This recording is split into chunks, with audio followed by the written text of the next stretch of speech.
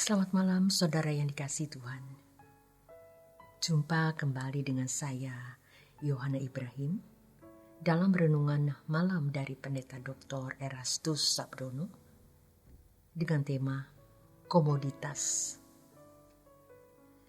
Berbicara mengenai kuasa Allah, hendaknya kuasa Allah tidak dipahami secara mistik atau hanya dikaitkan dengan hal-hal spektakuler, seperti mukjizat.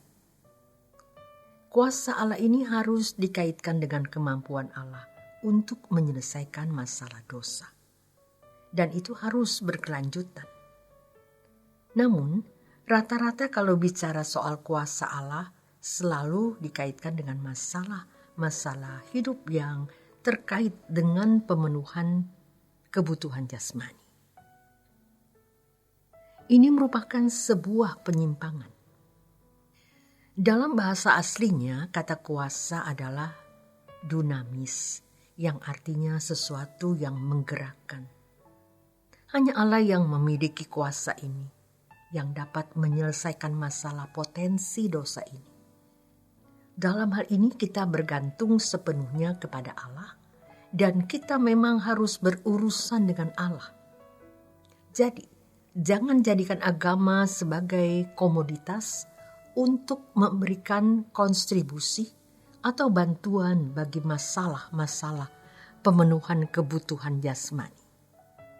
Sebab kalau menyangkut pemenuhan kebutuhan jasmani, kuasa kegelapan juga dapat memfasilitasinya. Jadi kalau Injil hanya dikaitkan dengan pemenuhan kebutuhan jasmani yang dipahami secara ataupun sebagai kabar baik, dan kuasa Allah hanya dikaitkan dengan penyelesaian masalah pemenuhan kebutuhan jasmani, maka pemahamannya akan bersifat mistis, hal-hal yang terkait dengan mukjizat dan hal-hal spektakuler, sehingga gereja mengalami penyesatan dan penyimpangan. Kalau pikiran orang Kristen dipenuhi oleh masalah-masalah dunia fana, yang oleh karenanya melibatkan Tuhan dan kuasanya, ini menjadi batu sandungan bagi Tuhan dalam menggarap orang percaya. Sebagaimana Tuhan Yesus pernah menghardik Petrus di Matius 16 ayat yang ke-23. "Nyalah iblis, engkau suatu batu sandungan bagiku, sebab engkau bukan memikirkan apa yang dipikirkan Allah, melainkan apa yang dipikirkan manusia." Orang Kristen yang memikirkan perkara-perkara dunia tidak akan pernah dapat diubah oleh Allah. Tidak bisa. Harus diakui bahwa melepaskan percintaan dunia itu berat. Tapi kalau kita tidak mulai selangkah demi selangkah, maka tidak bisa. Harus lewat proses. Tapi komitmennya harus sudah ada. Dan tekad itu kuat. Tidak boleh lemah. Harus diupdate setiap hari. Bagi kita yang serius dan punya komitmen, Tuhan akan garap. Ibarat ayam, sebelum digoreng harus terlebih dahulu dirontokkan bulunya. Kemudian dimasukkan ke dalam air panas. Dipotong-potong, barulah digoreng, agar jadi ayam goreng. Kalau hidup kita mau dinikmati Tuhan, harus tersedia digoreng olehnya. Tapi ayam yang masih banyak bulunya tidak bisa digoreng. Ketika Yesus mengosongkan diri, ia pun dirontokkan semua. Sejujurnya, tidak ada orang yang mau direndahkan, diinjak-injak, dihina.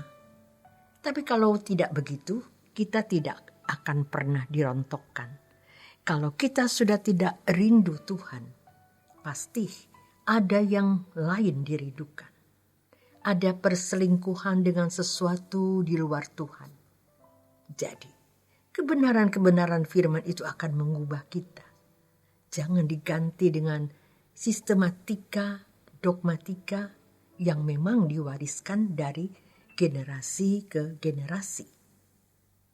Kalau hanya menjadi rumusan dogmatika, maka firman Tuhan menjadi huruf-huruf mati yang tidak berkuasa mengubah manusia.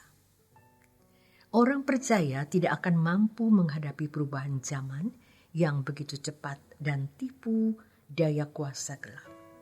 Jadi kuasa Allah adalah firman dan Roh Kudus. Gereja hari ini membutuhkan pewahyuan-pewahyuan dari kebenaran firman yang dapat mencerahkan pikiran dan memberikan kecerdasan rohani untuk menghadapi perubahan zaman yang begitu cepat dan tipu muslihat atau tipu daya kuasa kegelapan. Gereja bukan hanya membutuhkan orang-orang yang memiliki kualifikasi akademis, tetapi gereja membutuhkan orang-orang yang harus dan lapar akan kebenaran, yaitu orang-orang yang rela meninggalkan dunia dengan segala kesenangannya, berkomitmen untuk hidup kudus, tidak bercacat dan tidak bercela. Orang-orang yang memburu Tuhan tidak mengerti apa yang Tuhan kehendaki bagi generasi sekarang ini.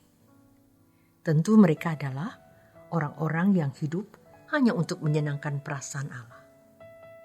Kepada orang-orang seperti inilah Tuhan mewahyukan kebenaran-kebenaran, firman yang dibutuhkan untuk generasi yang sedang menuju kegelapan abadi. Hidup hari ini semakin banyak masalah. Begitu banyak tekanan atas manusia, dan manusia sibuk menghadapi berbagai persoalan yang menekan hidup ini. Tetapi mari kita melihat persoalan yang paling penting dalam hidup ini, yang mestinya dipandang lebih penting dari segala persoalan yang menyangkut apapun, yaitu bagaimana keadaan diri kita, keperdosaan diri kita. Jangan lupa kabar baik ini dan jangan tidak menjadi kabar baik bagi kita.